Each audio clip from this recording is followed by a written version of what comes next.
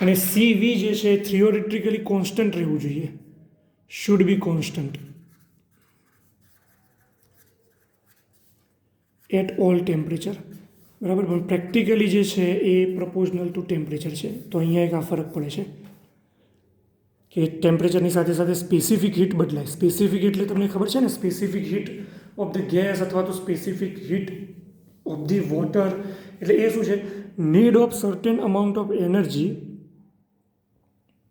પર unit mass to increase its temperature by 1 degree Celsius. એનો મતલબ એ થાય કે આ ઢાંકણું છે, બરાબર, આનું પેનનું, તો મારે આનું માસ કેટલું છે, તો આનું માસ કેવી રીતે નક્કી થાય, આમાં મટીરિયલ કેટલું છે એના ઉપરથી, એની ડેન્સિટી કેટલી છે, એ યુનિટ માસ માટે હું 1 સેકન્ડમાં, બરાબર, જો 1 ડિગ્રી જેટલું ટેમ્પરેચર મારે એનું રાઇઝ કરવું હોય, ત્યારે હાલ માની લો એનું 18 ડિગ્રી સેલ્સિયસ છે આનું ટેમ્પરેચર, અને મારે એનું 19 કરવું હોય, તો મારે એને કેવી રીતે ગરમ કરી અને કેટલી એનર્જી આપવી પડે, એ આ મટીરિયલની સ્પેસિફિક હીટ કહેવાય.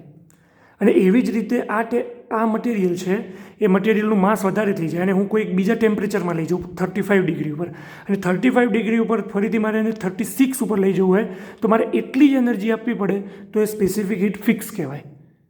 પણ અહીંયા એવું નથી, ટેમ્પરેચર વધે એમ સ્પેસિફિક હીટ પણ વધે છે. પછી 18 થી 19 ડિગ્રી જેટલું લઈ જવા માટે 10 જૂલ એનર્જી આપવી પડતી હોય, તો 35 થી 36 ડિગ્રી ટેમ્પરેચર લઈ જવા માટે મે બી 20 જૂલ પણ એનર્જી આપવી પડે, બરાબર. તો એ સ્પેસિફિક હીટ ટેમ્પરેચર સાથે બદલાય એમ કહેવાય, અને આ કોન્સ્ટન્ટ છે એમ કહેવાય. તો કોન્સ્ટન્ટ છે એ થિયોરિટિકલ વસ્તુ છે, અને આ પ્રેક્ટિકલી તો એ આવું થાય છે. પછી બીજું છે કે ક્લાસિકલ ફ્રી ઇલેક્ટ્રોન થિયરી પરથી આપણને sigma is proportional two n જોવા મળ્યું હતું.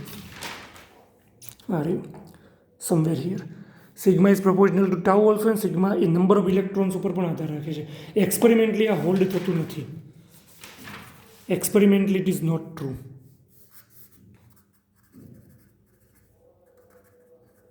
કે આટલા ઇલેક્ટ્રોન હોય તો જ આટલી કંડક્ટિવિટી આવે, એ વાત ખોટી છે.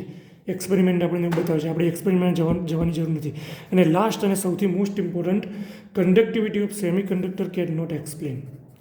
Conductivity of semiconductor cannot explain.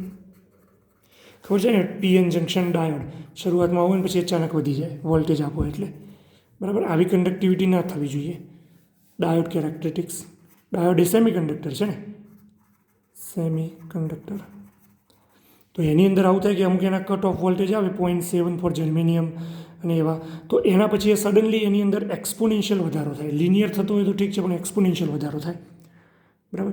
એટલે આ રીતનો એક્સપોનેન્શિયલ વધારો થાય છે, તો દેટ ઇઝ આ થિયરી દ્વારા એક્સપ્લેન નથી કરી શકાતું. અને એટલા માટે ડાયોડ, ટ્રાન્ઝિસ્ટર એ બધા માટે આખું અલગ ફિઝિક્સ છે, એના સૂત્રો અલગ છે બધા, એની કંડક્ટિવિટીના ફોર્મ્યુલા અલગ છે બધા. So for that we need quantum mechanics. અને અહીંયાથી ક્વોન્ટમ મિકેનિક્સ સ્ટાર્ટ થાય, અહીંયાથી આ સ્ટાર્ટ થાય બધું.